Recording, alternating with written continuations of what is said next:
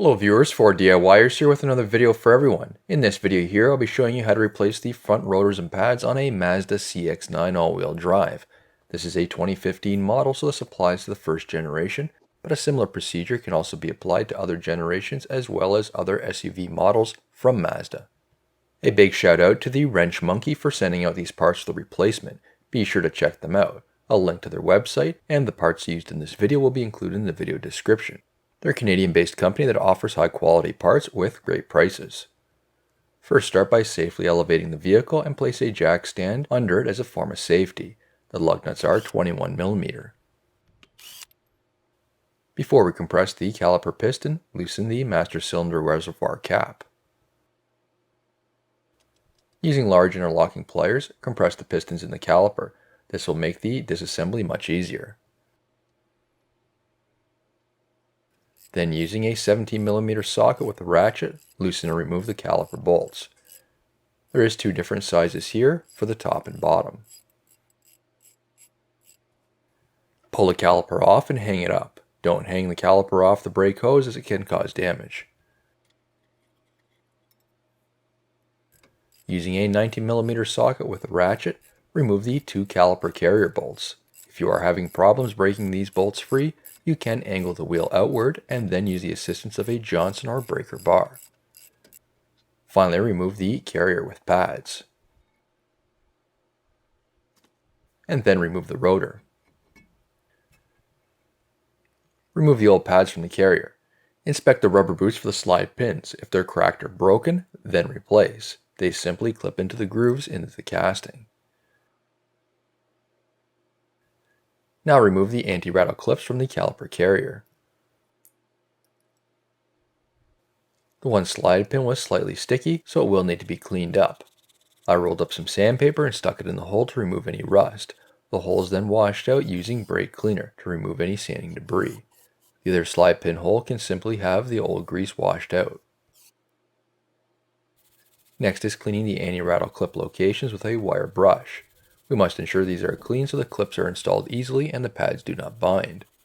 In an extreme situation, you can use a file to remove any rust. Next was cleaning the slide pins. The one that was in good shape, simply use brake cleaner and a rag to remove the old grease and debris. The other one, which did have some mild rust buildup, a wire brush and sandpaper can be used to clean it up. As mentioned earlier, the Wrench Monkey supplied the parts for this video. Here we have Ac Bono pads, which include the anti-rattle clips.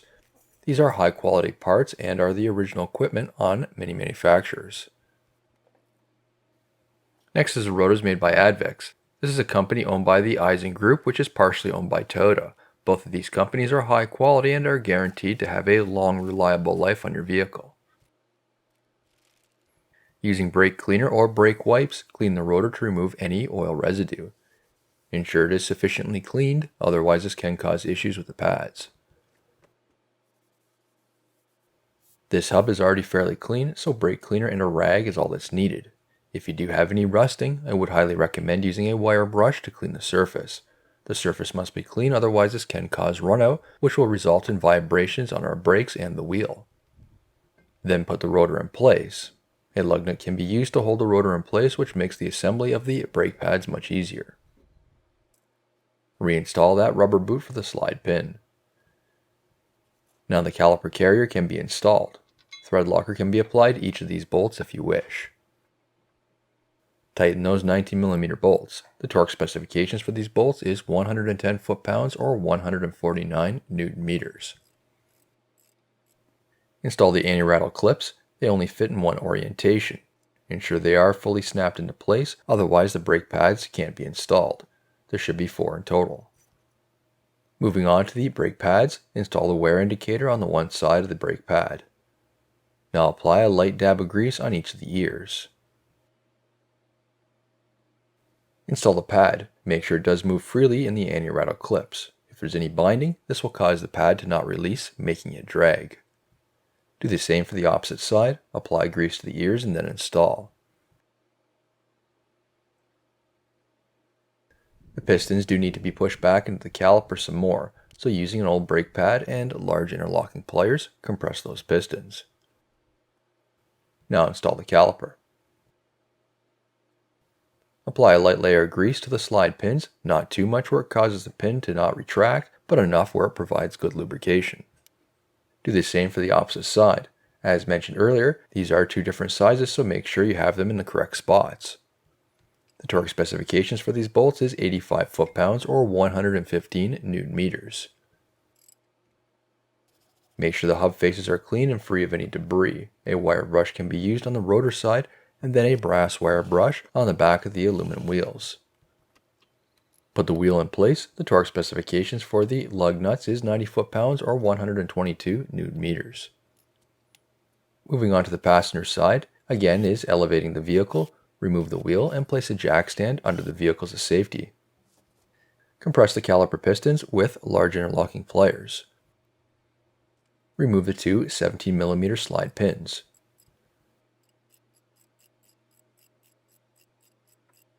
Remove the caliper and hang it up with a strap. Again, don't put pressure on the brake hose as this can cause damage. Remove the old brake pads. If they're stuck, a hammer can be used to help with the removal. As you can see, this is the inside pad and it's heavily grooved.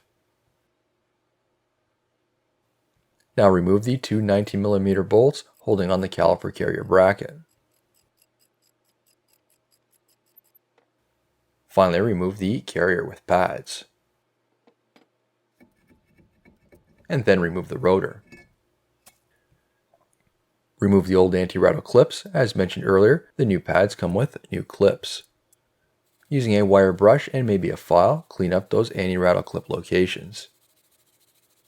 Using brake cleaner, wash the hub face to remove any debris. If there's any rust, then use a wire brush. Now is cleaning the rotors to remove any packaging oil. Brake cleaner or brake wipes can be used for this. Install the new rotor. Use a lug nut to hold it into place. Install the caliper carrier bracket with the 19mm bolts. The torque specifications for these bolts is 110 foot-pounds or 149 Newton-meters. Install those anti-rattle clips. Make sure they're in the correct orientation and fully seated. Install the new supplied wear indicator to the new pad. Apply a light amount of grease to the pad ears and then install one pad. Do the same for the opposite side. If you haven't already, push the pistons back into the caliper, then install the caliper. Make sure those slide pins are clean. A rag and brake cleaner can be used for this. Apply a light layer of grease to each of these pins. The torque specifications for these 17mm bolts is 85 foot-pounds or 115 Newton-meters. Use a brass wire brush on the wheel side to clean the hub face, to remove any debris or rust, and finally the wheel can be installed. The torque specifications for the 21mm lug nuts is 90 foot-pounds or 122 Newton-meters. Don't forget to tighten the cap for the master cylinder reservoir and pump your brake pedal to push those pistons back out in the calipers. After that, you're officially done. New videos released every week on my channel. Be sure to hit that thumbs up button. It's a huge help to me, and leave a comment below if you found this tutorial helpful. If you're not a subscriber, be sure to also hit that subscribe button. Thank you for watching.